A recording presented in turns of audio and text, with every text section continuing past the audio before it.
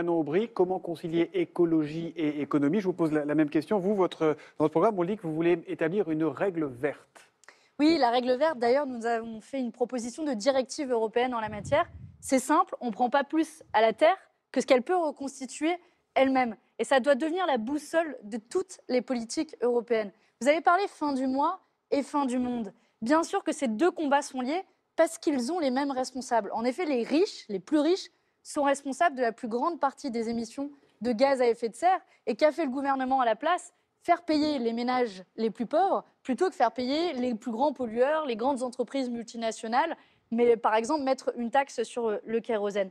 Et on a l'impression que l'écologie, c'est vrai, vous avez raison, on en parle beaucoup, c'est devenu une espèce de totem, tout le monde le saisit, c'est un peu comme la lutte contre l'évasion fiscale, on a l'impression que tout le monde agit, parle beaucoup avec la bouche, mais dès qu'on voit et qu'on regarde ce qu'on peut faire concrètement, on voit qu'en réalité, très peu est fait. Par exemple, sur la question des énergies renouvelables, nous disons que nous devons atteindre 100% d'énergie renouvelable d'ici 2050. C'est bon pour l'emploi, ça crée 900 000 emplois.